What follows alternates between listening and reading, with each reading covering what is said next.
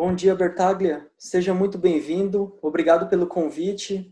É uma honra ter você aqui com a gente, um dos maiores escritores, pelo menos de logística, no Brasil. Muito obrigado. Hoje as perguntas serão mais voltadas para o meio acadêmico mesmo e pessoas que estão em busca de recolocação e a gente conhecer mais o lado da sua carreira, né? Até a sua trajetória como escritor. Eu gostaria que você se apresentasse, falasse sobre seu livro, sobre Albertas também, apresentasse ao público, né? Muito obrigado, Bertaglia. Oi, Wesley, muito bom dia. É um prazer enorme estar aqui e poder compartilhar um pouco do conhecimento. Você sabe, eu costumo dizer o seguinte, ninguém tem tanto que não possa contribuir, compartilhar com as pessoas, e ninguém tem tão pouco, né, que não possa também receber, né? Ou seja, dentro desse entorno, eu uso uma expressão que é interessante, nós devemos aprender, desaprender e reaprender, né? Então, eu gosto muito dessa característica, quem tem, passa conhecimento, mas ao mesmo tempo recebe conhecimento. Meu nome é Paulo Roberto Bertaglia, eu tenho cerca de 40 e poucos anos de atividade corporativa, uma boa parte desse meu mundo é dentro da minha empresa de consultoria. Eu trabalhei em algumas empresas das quais eu me orgulho muito, né? Eu comecei na IBM, a carreira no mundo corporativo. Depois eu fui para a Unilever, na época era a GC Lever, depois fui para a HP, trabalhei na Oracle, né?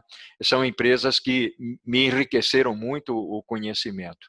Eu sou muito grato pelo convite, porque é um momento bastante importante de troca de informações. Eu estava, inclusive, hoje na minha caminhada matinal, ouvindo um podcast de uma autora americana, e onde ela dizia que nós temos hoje um fluxo muito intenso de informação, e como é que nós separamos essas informações para poder enriquecer o nosso conhecimento.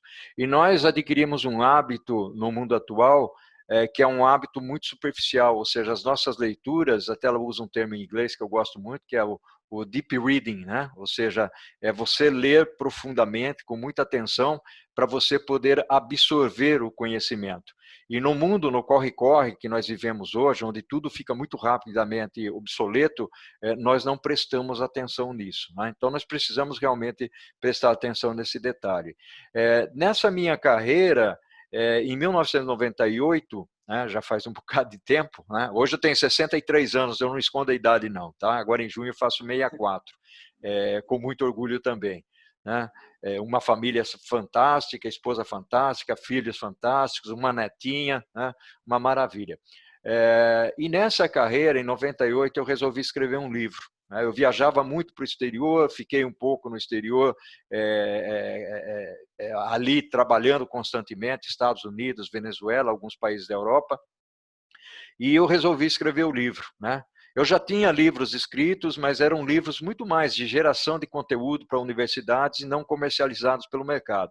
Então, eu levei 4 anos para escrever meu livro de logística e gerenciamento da cadeia de abastecimento, que é o supply chain, né? O supply chain aqui, para quem ainda não está muito familiarizado com a palavra, é a cadeia de abastecimento. É o que eu chamo de planejamento, de compras, de manufatura e distribuição. A logística é uma parte da supply chain, né? Ou seja, a logística está mais vinculada a transporte e armazenagem. Então, toda a parte de movimentação de produtos e materiais, ela está circunscrita no que a gente chama de logística, né? Então, é importante ter esse discernimento, até em função, nós vamos falar um pouquinho de carreira, né, Wesley? Até em função da escolha da carreira. Quando você olha para o mundo do supply chain, você tem uma carreira bem mais abrangente do que propriamente a logística. Então, a logística é transporte, logicamente que dentro dela você tem uma variabilidade muito grande de transportes, de modais, né? De trabalhar em empresas, de ser empreendedor, de ter uma transportadora, de criar aplicativos. Veja bem onde eu estou chegando, hein? Tudo isso vinculado à logística, ou seja, tem muita gente criando aplicativos por aí que não conhece logística. E aí ele demanda pessoas de conhecimento logístico, né, para poder somar naquela necessidade dele. Então, é bacana esse contexto até em função do que é que me enriquece para o meu futuro, né? Seguindo um pouco a minha carreira, levei 4 anos, aí uma empresa chamada Saraiva estava buscando alguém para publicar um livro. E aí eu escrevia para um site que estava iniciando na época, chamado Canal Logística. E o Canal Logística acabou me indicando, eu sou muito grato ao Roberto, lá, que era o proprietário da Canal Logística, né? E aí eu publiquei o meu livro, né? Demorou mais um ano entre revisão, diagramação e tudo mais. Em 2003 saiu a primeira edição, depois foi lançada a segunda edição. Em 2016 saiu a terceira edição. É um dos livros mais vendidos no Brasil, vamos dizer assim, em termos de logística.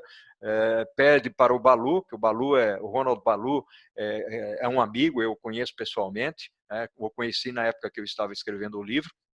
E o Ronald Balu, ele é o baluarte, né? Usando um pedaço do nome dele, é o baluarte da logística. Hoje, já nos seus 80 e poucos anos, sem nenhum demérito, ainda continua dando aulas, né? Mas é uma pessoa fantástica que disseminou muito o conhecimento nesse nosso país. E nós temos outros autores bastante importantes aí, que tratam de uma forma diferente o conteúdo do livro, né? O meu livro ele tem 12 capítulos, né?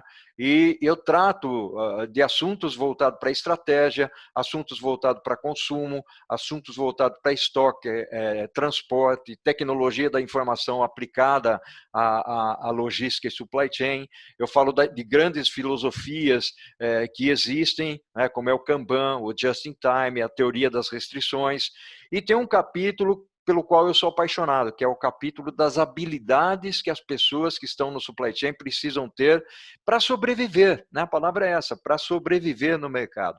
Então, há uma credibilidade importante nesse processo todo, né? Eu fico muito entusiasmado quando eu falo do meu livro, e depois que eu me aposentei na HP, eu resolvi abrir uma empresa de consultoria. De fato, eu já tinha empresa de consultoria com um grande colega, um grande amigo chamado Antônio Grandini. Ele trabalhou muito tempo na Unilever, depois foi Jequiti, foi Nivea, trabalhou na L'Oréal, né? É um sujeito fantástico. Ele faz um programa comigo na internet chamado Mesupra. Nós estamos sempre juntos aí divulgando um pouco do nosso conhecimento, compartilhando um pouco do nosso conhecimento, de tal maneira que, mais que um amigo, ele é um irmão, né? E a Betas tem tido muito sucesso. A Betas, na realidade, eu tenho 3 pilares na Betas, né? Me interrompa a hora que você quiser, tá, Wesley, até para complementar as perguntas aí, fique à vontade, né? Então, esses 3... Oi, pode falar, Wesley. Estou aproveitando essa aula da sua vida. Maravilha, muito obrigado. Tá? Eu tenho 3 pilares na minha empresa. O primeiro deles é o pilar de consultoria, né? Onde eu sou uma espécie de advisor em termos de estratégia, em termos de supply chain. O segundo, basicamente, é a educação. Então, eu dou aulas, eu dou palestras, dou cursos, escrevo artigos.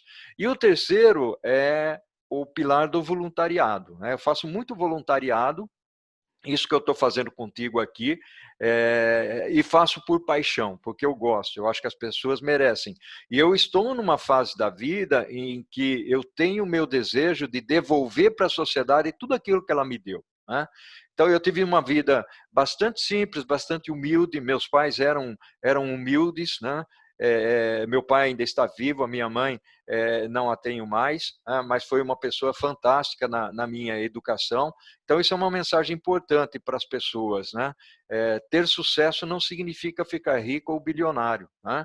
Ter sucesso é você ser feliz e você compartilhar com as pessoas essa sua felicidade. Essa é a definição mais simples que eu tenho, né? E eu adoro estar com pessoas, com a família, né? Ter amigos, para mim, amigo é como é como alimento, né? Você se alimentar. Então, ele é uma boa dieta, se eu posso exemplificar dessa maneira, mas também é como um exercício na nossa vida, né?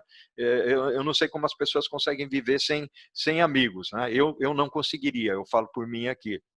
Então, a Betas, ela tem essa característica, e toda sexta-feira, isso é interessante, viu, Wesley? Toda sexta-feira eu dedico para aquelas pessoas que querem fazer mentoria, porque eu faço mentoria executiva, logicamente, eu cobro para fazer mentoria executiva para as empresas, mas tem muita gente que quer, Paulo, eu só gostaria de ter uma orientação rápida, 1 hora, um bate-papo de 45 minutos, ou coisa desse tipo, e aí eu bato o papo com essas pessoas, e normalmente eu dedico as sextas-feiras para fazer isso, né?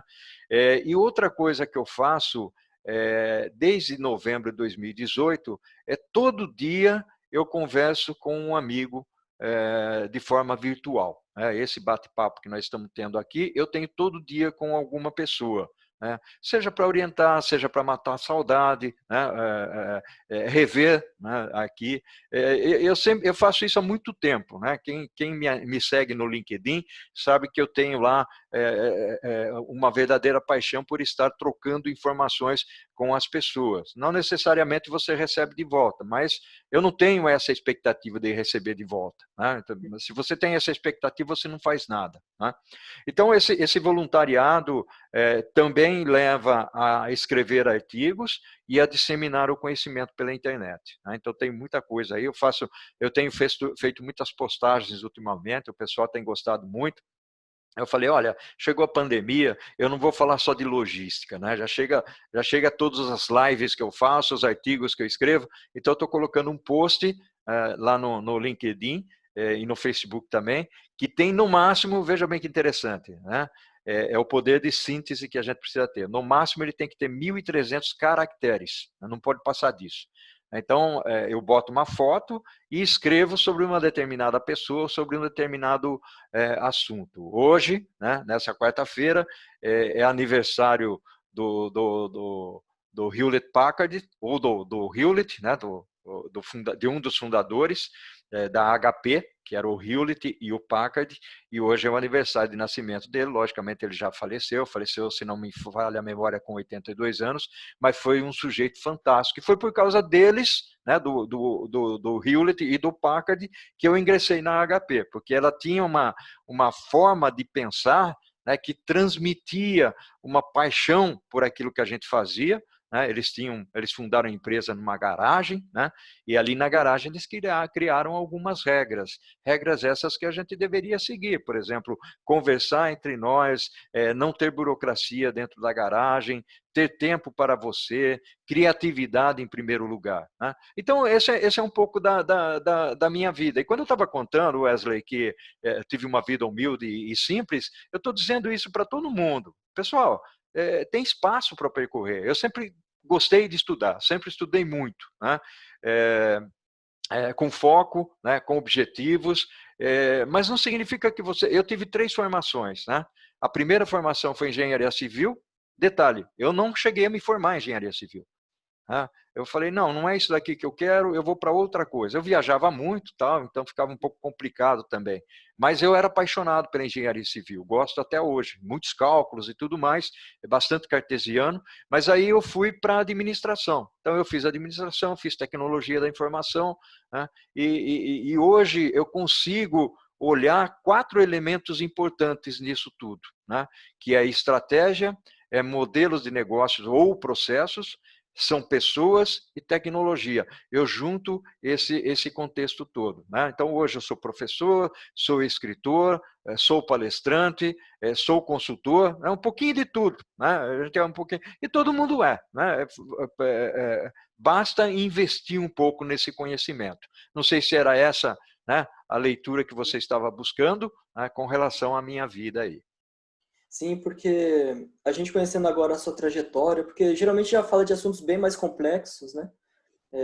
Dentro da cadeia de suprimentos, e é interessante a gente entender essa sua história, como que foi percorrido e tudo, as empresas que passou, até chegar, como você citou, da Bertas, né? Que é a sua consultoria, e o livro. E a respeito do soft skill, das habilidades que você falou, os famosos soft skills que o pessoal usa o termo hoje, que são aquelas Isso, habilidades não certificadas? Exatamente. Ou seja, você pode encontrar isso no livro, mas nós vamos bater um papo sobre isso aqui. Aliás, hoje à noite eu tenho uma palestra, uma live falando sobre essas habilidades também. Lá vai ser bem específico com relação a isso.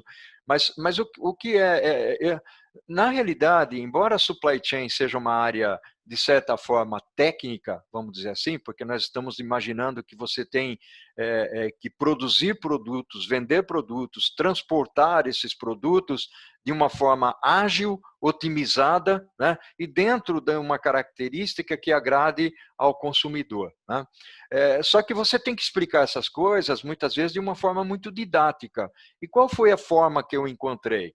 Eu não consigo sobreviver dentro de uma função logística ou de supply chain, ou qualquer função, pode estar na área de finanças, de RH, ou coisa desse tipo, sem que eu tenha um conhecimento específico. E quando eu falo, e aí entra um pouco da discussão das habilidades, isso é muito importante, tá, Wesley? Eu friso aqui para as pessoas que vão nos ouvir nesse webinar, né?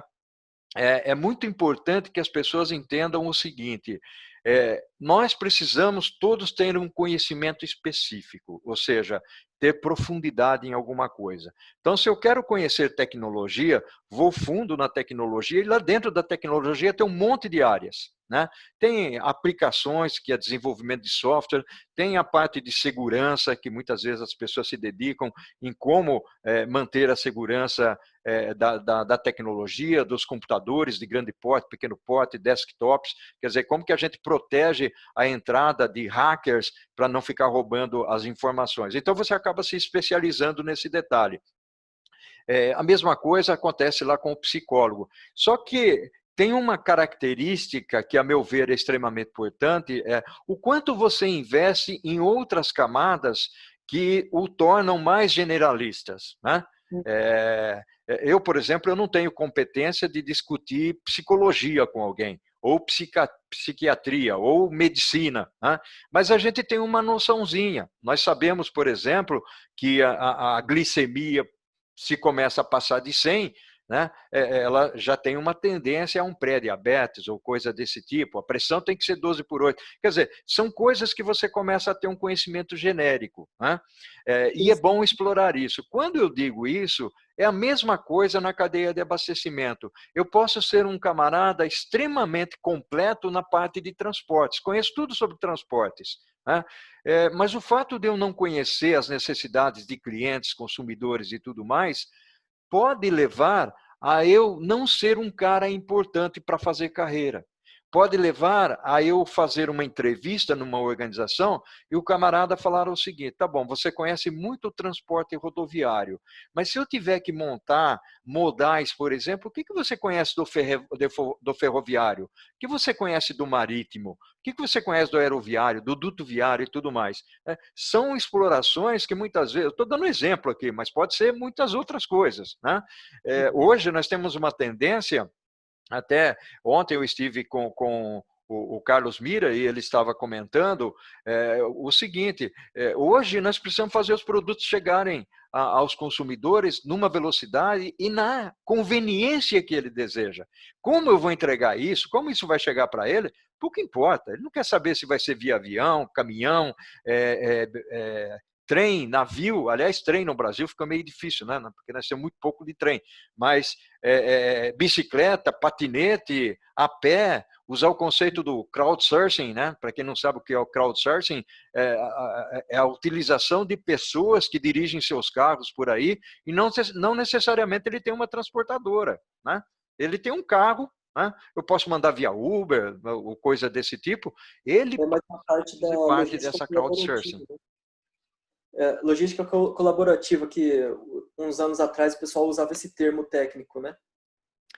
Perfeito, Wesley. Só que eu complemento com o seguinte: hoje o pessoal fala muito na logística colaborativa, que é você colaborar entre empresas, né, para chegar a um denominador comum. Eu vou mais longe.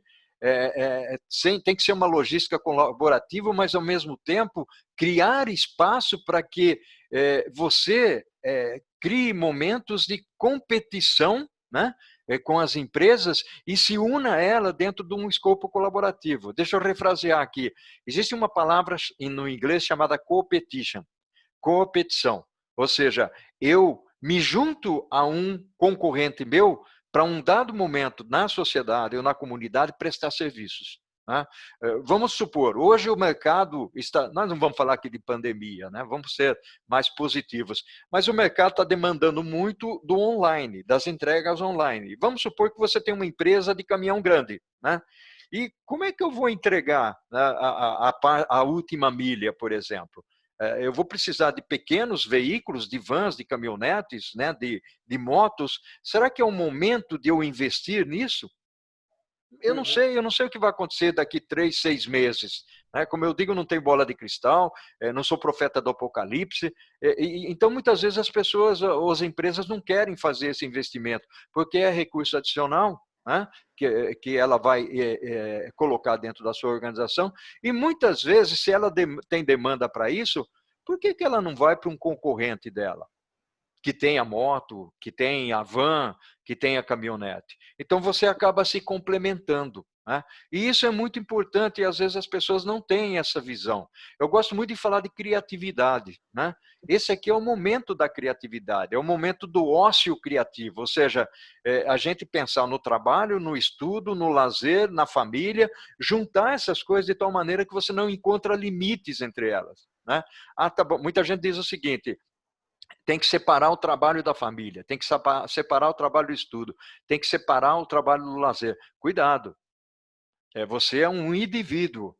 Esse indivíduo ele é completo. Logicamente, você quer ter uma disciplina de estabelecer alguns horários, ok, é até positivo isso. Mas o fato, muitas vezes, de você estar no trabalho não significa que você não vai receber um telefonema da sua esposa. O fato de você estar no trabalho não significa que você não deva fazer uma leitura, e essa leitura vai causar para você e para a organização uma alimentação e um conhecimento adicional que pode te gerar uma ideia, que pode te gerar uma criatividade. E muitas vezes nós não enxergamos dessa maneira. Isso é excelente porque sempre quando eu inicio em alguma nova jornada, eu gosto de preparar o terreno, digamos assim. Observar o que está acontecendo, porque eu sou o novo corpo nessa empresa, né? Então eu gosto de observar todo o terreno, faço um planejamento e falo assim, olha, tem tais pontos que eu acho que deveriam ser tratados como prioridade. Enfim, eu passo toda a estratégia para a alta gerência que estiver acima, né? Só que nem toda empresa aceita isso, né? Algumas ainda tendem a manter-se congeladas, estagnadas, digamos assim, com medo da criatividade. E assim, uma coisa que eu sempre prezo, independente de hoje eu estar, entre aspas, né, com mais conhecimento que alguém, eu sempre gosto de compartilhar, porque quando eu compartilho parece que eu aprendo mais e lá na frente, se essa pessoa ela tiver num cargo maior do que o meu, eu não vou precisar pedir nada. Ela vai ter um carisma, porque fala assim, poxa, ó, o Bertaglia me ajudou, pô, o Wesley me ajudou. E foi uma coisa, como posso falar assim, sem interesse. Realmente foi porque você queria transformar aquela sua equipe numa equipe de alta performance. E realmente assim, pode parecer bem um sonho que eu posso estar dizendo, pode ser fora da realidade, mas se todo mundo tratasse, não só na logística, como qualquer outra área, essa questão de compartilhar o conhecimento sem o medo de alguém ultrapassar, é simples. Se alguém me ultrapassar, me dê a mão e me ajuda agora a chegar no seu nível. Você chegou aqui, agora me ajuda eu chegar igual a você. Aí você passou, me ajuda eu erguer e assim vai. Só que, infelizmente, as empresas são pessoas, né? Felizmente e infelizmente. A empresa, eu acredito assim, que tanto a equipe quanto a empresa, ela vai ser um reflexo da gerência, da gestão, e como também o próprio dono, né? Igual você falou, essa parte da colaboração, às vezes muitos entendem como concorrente inimigo. Eu Uhum. penso como concorrente sim, parceiro também, né? Igual quando você vai ter um transporte fracionado, de repente você não conseguiu fechar a carga, mas tem que entregar o que está lá.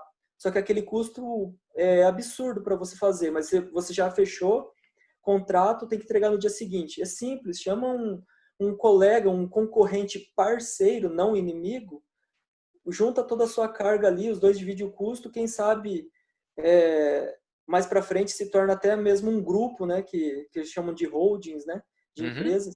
Então, assim, é um dos exemplos que pode parecer absurdo para alguns, mas a vida é tão simples que a gente, como ser humano, mesmo acaba complicando, né? E essa questão que eu tinha te perguntado sobre soft skills, que você complementou e tudo, até acho que dentro das faculdades, alguns cursos que são considerados básicos antes de entrar nela, deveria ter nela mesmo específico para cada área, por exemplo, Excel, voltado à logística. Não a gente aprender de forma ampla só e jogar no mercado, sabe? Porque daí você fica apanhando muito, né? E essa parte do generalismo em relação a conhecimento, eu concordo plenamente contigo. Eu prefiro ser generalista do que só especialista, porque numa época de pandemia agora, se eu tenho um mercado, um exemplo, vamos citar um exemplo, moda, que não vai ter uma recuperação tão rápida, porque não é primeira necessidade. Se eu fosse um especialista em moda, eu estaria preocupado, porque eu não tenho não tenho um campo de visão na frente para enxergar o cenário, né? Não tem assim uma expectativa clara. Agora, alimentos, enfim, se você tem um conhecimento em outras áreas, você não fica dependendo de uma perna só. Se alguém te der uma rasteira, você tem outra para se segurar, né? Uhum. Então eu concordo nessa parte do generalismo. Até falo para as pessoas assim, alguns RHs, infelizmente, vão te travar numa entrevista achando que você não tem foco. Só que o argumento que eu uso não, pelo contrário, eu tenho foco, porque eu estou pensando a longo prazo, não só a curto. Um especialista, sim, tem um salário muito maior do que um generalista para aquela área específica. Mas se aquela área específica quebrou, ele também não tem nada. Ao mesmo tempo que ele tem tudo, ele não tem nada. Agora, eu como generalista, eu posso atuar, por exemplo, eu sei gestão de compras, de estoque, transporte eu não tenho muito, mas eu estou correndo atrás. Power BI é algo que eu estou correndo atrás para até o final do ano ter um conhecimento dentro, né, para poder utilizar e implementar o Power BI. Excel eu já corri atrás. Enfim, são todas coisas que acabam complementando, né, Bertaglia? Uhum, uhum. Eu acho que tem uma característica em algumas coisas que você mencionou. Primeiro é o seguinte, não é proibido sonhar. Eu acho que todos nós temos que sonhar, mas vá atrás dos seus sonhos, ou seja, transforme os sonhos em realidade, crie estratégias e tenha mais ação. Aliás, nós estamos na velocidade e cujo viés é voltado para a ação, né? Ou seja, quando nós pegamos empresas de porte grande e até de médio, as menores são mais velozes, são mais ágeis, porque as tomadas de decisões são mais simples. Mas tem empresa que tem uma alta dependência de toda uma burocracia. Num momento como esse aqui, as empresas elas precisam mudar um pouco esse contexto e fazer as coisas acontecerem de uma forma mais rápida. Você citou o exemplo da moda, né? Eu estava conversando com um amigo a questão de 2 semanas atrás, e ele está no mercado de moda, e ele disse o seguinte: a moda para mim vai ser uma situação onde eu tenho que ser extremamente criativo. E o que nós estamos pensando aqui é como é que nós, de um tipo de produto que nós estávamos fazendo, nós passamos para um outro produto mais necessário. E a semana passada, nós conversamos novamente, ele falou: Paulo, eu estou produzindo máscaras, né? Então, eu fiz desenho de máscaras, ele está produzindo máscara. Tudo bem, não é o mesmo conceito, contexto que ele tinha antes, mas pelo menos a empresa não para, né?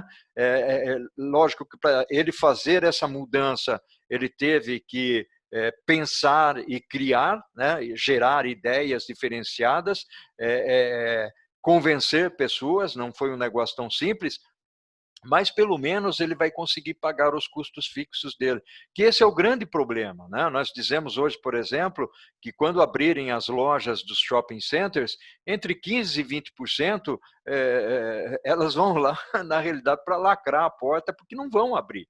Então, a decorrência disso, o que é? É desemprego. Nós vamos ter mais desemprego ainda no mercado. Isso é bastante complicado.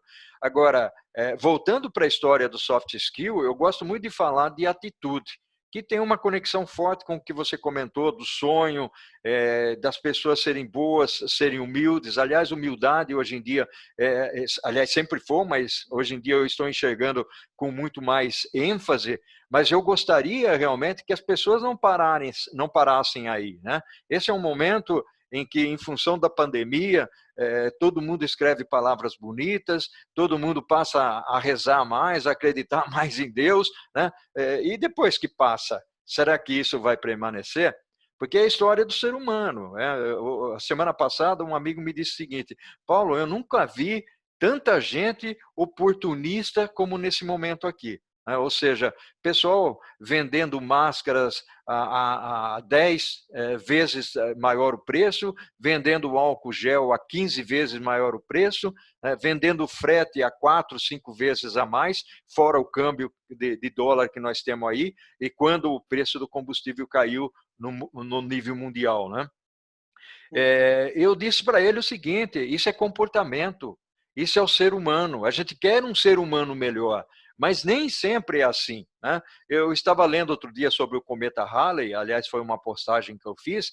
Em 1910, que o cometa Halley passou pela Terra, né, os astrônomos disseram o seguinte: olha, tem uma cauda tão grande, tão brilhante, e ali tem um gás que é muito venenoso, e vai eliminar toda a humanidade, né? Todas as pessoas da Terra. O que os oportunistas fizeram? Começaram a vender uma pílula que tinha um efeito contrário ao gás. Então, quem tomava aquela pílula não iria morrer, né? Então, vendia isso, né? Assim como lá no Velho Oeste, o camarada vendia óleo de cobra, né, para as pessoas terem uma vida mais longa. Ou seja, o cometa passou, né, e ninguém morreu. Nem quem tomou a pílula, né, e quem tomou também. Então, mesmo nesse momento, o ser humano sempre foi assim, sempre aproveitou a situação para si próprio. Então, eu acho muito bacana essa sua ideia né, de sonhar, de querer que o mundo seja melhor, né? Porque é aquela velha história: se você acha que o mundo tem que ser melhor, trabalhe para que ele seja melhor. Não acha que os governos vão fazer isso, que as religiões vão fazer isso. Não, cada um tem que fazer, independentemente da crença, né, ou da religião. É o ser humano que tem que plantar, né? Eu tenho, por exemplo, uma missão. A minha missão é educar para transformar. E nessa missão de educar para transformar, eu coloco muito de postura, de atitude, e essa postura, atitude, não é só quando você está dentro de casa. É no ambiente de trabalho, é no ambiente de lazer, é quando você está jogando um futebol, um basquetebol, sei lá, qualquer coisa que você faça, quando está com os amigos. A imagem que você cria, né, ela deve ser importante, e você deve mostrar isso como conteúdo, não como uma casca, né? Então, porque essa casca, num dado momento, cai. E demora muito para você construir. Só que é muito fácil alguém desconstruir você, entendeu? É importante isso também. A importância do valor humano, né? Não só do que Exatamente. aparenta ser, né? A partir do momento que você vale, é igual, por exemplo, você está uma empresa que gera valor para quem consome. Por exemplo, a Apple, em excelência na questão da logística dela e também no design, no status que ela gera, mas por quê? Ela gera um valor. Menos chances de entrar um vírus também no software, não que não entre, mas tem uma probabilidade menor. Tudo isso vai gerando valor. É o mais difícil de se alcançar, tanto quando a gente fala isso, é o chamado branding, né? Que Uhum. é tanto a marca pessoal quanto a marca da própria empresa, né? É uma questão difícil de você construir, mas a partir do momento que você constrói, se consolida mais rápido. Por outro lado, se isso for uma coisa muito superficial, igual você citou, a partir do momento que cai é difícil de recuperar também, né? Em 10 anos que você pode ter construído, em um você pode simplesmente destruir uma imagem de uma carreira, né? Tem muita empresa que quebra em segundos, né? Ou seja, e tem outras que vai ao longo do tempo. Realmente você reconstruir, nós temos vários exemplos de empresas extremamente positivas que foram construídas ao longo do tempo, né? Nós temos aqui exemplos brasileiros, a Natura, a própria Magazine Luiza, né? São empresas que foram construídas ao longo do tempo. Tem uma infinidade aí, né? Tem a Gerdau, tal, porque são pessoas que trabalharam por isso, para fazer acontecer. Júlio Simões, né? Então tem muitas empresas no nosso Brasil, né, que trabalharam muito, Nós temos um exemplo aí internacional, quando você fala lá fora da Embraer, todo mundo conhece a Embraer, né? É um Então, orgulho, né? são características que acabam sendo criadas e que é muito importante. Só que tem que tomar um cuidado muito grande para fazer com que essa empresa se mantenha. Né? Porque nós temos empresas muito tradicionais, tem empresa de 100, de 130 anos, que o fundador quebrou a cara. Né? Por exemplo, eu creio que o pessoal conhece aí a Dow Química. Né? O fundador da Dow era um visionário, né? Mas ele quebrou a cara várias vezes, ou seja, a primeira empresa que ele fundou faliu, a segunda, os investidores falaram que ele tinha ideias muito arrojadas e que não fazia sentido e tiraram fora do controle. Para ele foi bom, porque ele fundou a terceira empresa, que era a Dow Química, e hoje é a maior empresa internacional, global, de produtos químicos. Né? Então, são algumas coisas que, às vezes, a gente... Porque nós estamos acostumados a falar muito do Steve Jobs, do Bill Gates, que são empresas de tecnologia, logicamente são empresas que estão em evidência, vamos valorizar essas pessoas, mas tem muitos outros, né? Eu acabei de falar do aniversário do Hewlett, né? Então, empresas como HP, empresas como IBM, né? E as nossas empresas nacionais. Nós temos muita empresa boa no Brasil, empresas fundadas por imigrantes, por brasileiros já aqui radicados. As Casas Bahia é um exemplo característico disso, né? Ou seja, teve uma evolução, um progresso bastante grande. Então, quando a gente fala de habilidades, né, e aí, Wesley, tem uma coisa, eu gosto muito de biografia. Né? Toda vez que eu bato um papo, eu falo de biografia. Então, e biografia de pessoas que não tiveram êxito e que tiveram êxito, que quebraram a cara, que apanharam e tudo mais. Né? Então, pode ser um político confiável, né? Pode ser um inventor. Né? Existem muitas pessoas que dão lições para a gente que nós levamos por toda a vida. E estudo de caso, você acabou de falar da Apple, ou seja, a Apple estava quebrando quando Steve Jobs foi lá. E ele falou o seguinte, olha, vamos lançar o iPod, vamos lançar o iPhone. O iPhone mudou o mundo. Né? Tem a era antes, né, em termos de tecnologia e de comunicação, antes do iPhone e depois do iPhone. Muita gente não fala assim, mas eu falo. Ou seja, lógico que hoje nós temos LG, temos Samsung, tem um monte por aí, mas foi a era do Steve Jobs que mudou esse conceito, né? O smartphone, a comunicação, lógico que tem que ter linhas de comunicação, infraestrutura de comunicação para fazer o smartphone funcionar de forma adequada. Mas é isso. Então, e nós, quando nós buscamos uma carreira, voltando lá para o soft skill, né, nós temos que estar preocupados em estudar, aprender o lado técnico, especializar-se em alguma coisa, mas, ao mesmo tempo, entender algo de comportamento, de inteligência emocional. Aliás, essa expressão inteligência emocional, se você entrar na internet, tem um monte, e não precisa falar inglês, né? Tem em português também. Então, o que eu sugiro para as pessoas, tentem entender isso. Ajuda muito num processo de entrevista, entendeu?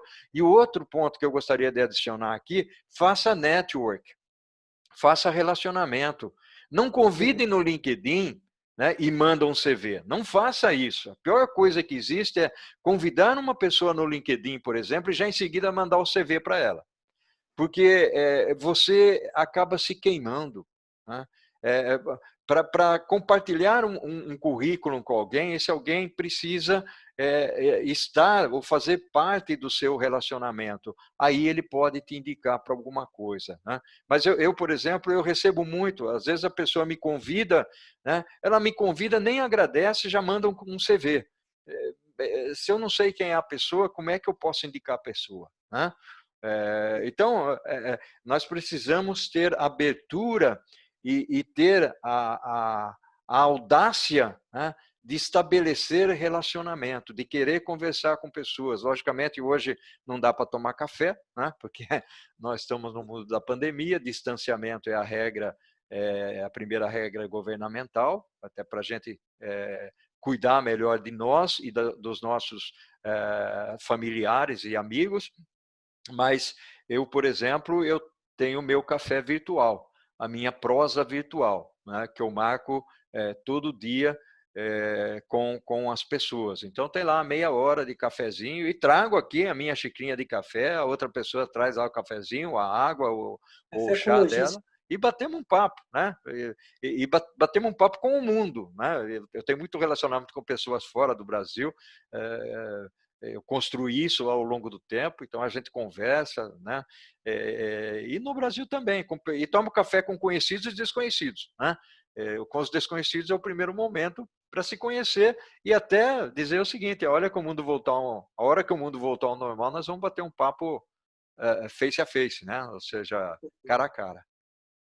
Bertaglia, eu sei que você também tem o tempo bem curto, e então eu queria fazer só uma última pergunta, né, para a gente finalizar. Igual eu tinha comentado, esse bate-papo é bem mais tranquilo para saber sobre a carreira, enfim, em questões que não falem exatamente só da pandemia, para a gente aliviar um pouco essa tensão que só fala de coisa ruim, né? Muitas pessoas da minha rede de networking são ou são jovens, principalmente os jovens, perguntam muito como adentrar na carreira, e você que citou a sua trajetória e tudo, mas também tem o contraponto, pessoas acima de 35, 40 anos que estão com dificuldade de adentrar o mercado, e muitas delas não é falta de competência, nem de graduação, nem de escolaridade, nem nada. Qual que é o seu ponto de vista para essas pessoas conseguirem se destacar um pouco? Lógico que o network ajuda muito, até cito que são 3 pontos. Primeiro de tudo, para recolocação, networking. Segundo, LinkedIn. E o por último, eu cito o CV. O currículo, para mim, é o terceiro e último passo, né? Porque você estreitou a relação, o LinkedIn é onde as empresas estão olhando hoje. Então, eu penso assim, que você tem que ter uma certa harmonia de compartilhamento de informações lá dentro, pelo menos uma postagem por dia, ou comenta alguma coisa de um colega para você absorver o conhecimento ou passar isso. Porque se você não é visto, não é lembrado, né? Eu não estou falando para você ser um apresentador de TV, por exemplo, aparecer ali e ser extremamente conhecido, mas compartilha uma ideia que você gostou. Por exemplo, uma frase conhecida que alguém postou de um filósofo, um cientista, enfim, está compartilhando conhecimento e a pessoa que está recebendo aquilo, fala assim, pô, o Wesley, o Bertaglia gosta daquele tema, eu também gostei, ele curtiu, comentou, você vai lá e responde. Você com o tempo vai sendo visto, né? E agora em relação ao pessoal que já tem uma certa idade, carreira, enfim, eu penso 2 pontos e eu gostaria de saber a sua opinião. Primeiro, que por causa da pandemia, muitos estão aceitando reduzir os salários porque é uma forma de não ficar desempregado. Então, eu acho que esse momento não é de você ficar barganhando. Também, lógico que você não quer ser desvalorizado, mas tem esse contraponto de você é melhor pingar do que secar. E devido à relação à questão de idade, muitas empresas vão pegar estagiários mais novos sem experiência para pagar mais barato, em questões que dá para fazer isso, e em outras vão reduzir o custo de salários mais altos de pessoas já experientes. Qual que é o conselho que você dá para essas duas questões que são, não diria os opostos, mas são diferentes fases da carreira? Tá. Eu não vou dourar a pílula, né? Ou seja, nós estamos vivendo o momento da pandemia, né? Por mais que muitos não acreditem que exista a pandemia, né? Você vê pessoas inteligentes publicando na internet aí, mostrando alguns dados que ele levanta tal, e que a pandemia não existe. Ok. Ou seja, o mundo inteiro está errado, né? Só ele que está certo. Essa é a frase que eu coloco. Existe a pandemia, sim, lógico que existe. O que nós não sabemos é se as medidas que estão sendo colocadas e aprovadas, do tipo, tem que se distanciar, tem que se isolar, tem que reduzir a atividade, tem que fazer lockdown, fechar fronteiras, fechar, não deixar os navios descarregarem, não deixar os aviões decolarem, descarregarem e tudo mais. Essa é uma leitura que eu não sei fazer, até porque eu não sou médico, mas eu acredito no que os médicos falam. Eles dizem o seguinte: gente, vamos ficar isolado, vamos cuidar da família, cuide de você, ou coisa desse tipo. Então, eu acho que esse é o primeiro ponto. O segundo ponto é o que está causando na sociedade o fato de ter uma queda de consumo. Porque o que está ocorrendo? Hoje nós estamos buscando o necessário e o supérfluo nós estamos deixando de lado. Veja, estou fazendo uma introdução para chegar na nossa concepção aqui, tá? Então, se eu estou atrás do necessário, tem uma série de elementos, de produtos no mercado que, logicamente, não estão sendo produzidos. Nós mencionamos aqui a parte da moda. Não é que não está sendo produzido, mas que reduziu bastante, né? Mesma coisa, eletroeletrônico, televisão, é o carro, né? Quem é que vai comprar carro numa hora dessa, né? Se houver venda de carro, é mínima, né? Então, Uhum. são segmentos de mercado que estão sofrendo a consequência. Quer outro segmento de mercado? Passagem aérea, né? Quem que está viajando numa situação dessa? Hotelaria. Muito pouca gente está viajando, né? É. Ou seja, viagem internacional, pouquíssimas, né? Uma aqui e outra acolá. Hotéis, quem que está ficando em hotéis? A menos que seja para ficar separado, né? E não ter contatos, como muitos médicos estão fazendo, não ter contatos com os familiares e tudo mais. Então, essa táxi, né? Tomar táxi e tal, tudo isso reduziu o transporte de executivos, né? Contratação de executivos via ônibus. Eu moro aqui numa cidade pequena, os ônibus estão parados, né? Porque tudo acontece virtualmente. Então, houve uma redução de atividades, e com essa redução de atividades houve uma redução de consumo. Você foca naquilo que é extremamente necessário. É o feijão com arroz que a gente fala, ou seja, você vai comprar o seu alimento, as suas necessidades básicas. Então, o que está acontecendo com as empresas? As empresas, elas não estão tendo receita. Se elas não têm receita, né, não entra dinheiro, ela tem que entrar com alguma estratégia, ela tem que acionar alguma coisa internamente, ou ela demite, né, ou ela busca alternativas. Eu tenho visto algumas empresas grandes, não vou citar nomes, né, que estão reduzindo o salário. Por que reduzindo o salário? Porque ela está querendo manter o quadro social. Porque nós vamos ter uma. Se a gente não fizer isso, se as empresas não fizerem isso, nós vamos ter uma convulsão social. Nós já temos 14 milhões de desempregados no país, né? E se a gente não proteger o funcionário do ponto de vista contra a pandemia e do ponto de vista financeiro, nós não estamos afetando apenas o funcionário, nós estamos afetando pelo menos mais 4 ou 5 pessoas no mínimo, né?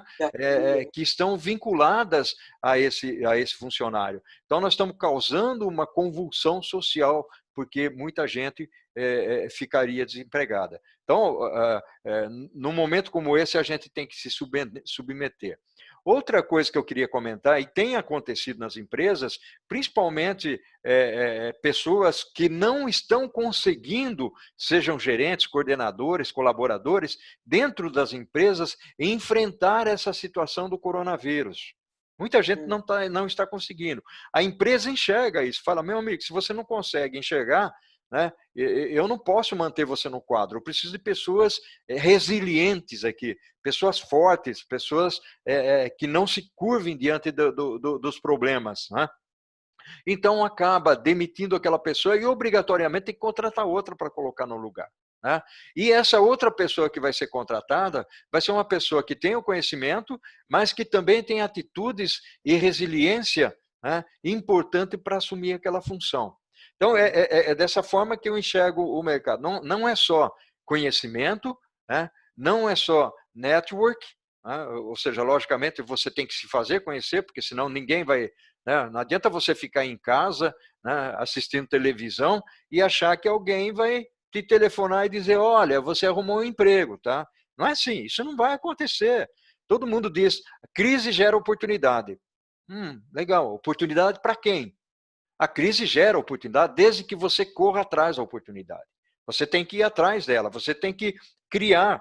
Recentemente eu conversei com uma pessoa numa mentoria aqui, dizendo o seguinte, Paulo, eu trabalho com restaurantes. Os restaurantes estão fechados, eles estão entregando comida, mas o aplicativo que eu tenho não atende essa necessidade. Eu preciso reinventar a minha empresa aqui. O que eu vou fazer? Aí pensando juntos, ele me disse o seguinte, olha, eu vou explorar o mundo agrícola, os pequenos produtores, que produz lá o caqui, o morango, né, que planta alface, que planta cebola, alho, porque os restaurantes, como eles estão produzindo, né, fazendo comida, eles vão precisar desses camaradas. Ele adaptou o sistema dele para essas pessoas. Fez conferências com restaurantes, visitou os agricultores e tudo mais, dentro das medidas de precaução, né, que o corona obriga. Então, o meu ponto aqui é ação. Ação, ficar parado não nos leva a lugar nenhum. Você usou a palavra congelar lá no começo, né? Ou seja, não fiquemos neuróticos e não nos congelemos, não paremos no tempo. Vamos em frente, né? Se mexa. Tudo bem que é um pouco estranho falar se mexer, porque nós não podemos nos mexermos muito durante essa pandemia. Mas o que eu quero dizer de mexer é estude, né? Hoje há um tempo maior de entrar no network, não é só LinkedIn, né? O LinkedIn é um sistema um aplicativo para fazer network, mas troque figurinhas, marque, vamos bater um papo de 15 minutos por telefone, por Facebook, como nós estamos fazendo agora, né, Wesley? Tudo bem que você vai disseminar isso para outras pessoas, o que é muito bacana, né? É uma iniciativa brilhante da sua parte e fazer isso, e conte sempre comigo, né? Porque estamos aqui para isso. Mas as pessoas têm que se mover. E outro conselho que eu dou para vocês, não fique neurótico. Mas como, Paulo? Bem, eu não sou psicólogo, mas a primeira coisa que te deixa neurótico é ficar o dia inteiro na frente da televisão, vendo os pedaços de notícias que eles transmitem para vocês e que não necessariamente é verdade. Concordo. Hã? Isso é fato. Não ser alienado, né? Olhar os Exato. dois lados. Eu gosto sempre de citar assim, independente quem esteja certo ou errado numa situação. A gente não entrar em meio político. Eu olho os dois lados. Eu olho os dois lados. Eu analiso os dois fatos, observo qual que é o tipo de pensamento que aquela pessoa tem e qual que é o tipo de pensamento que aquela outra pessoa tem.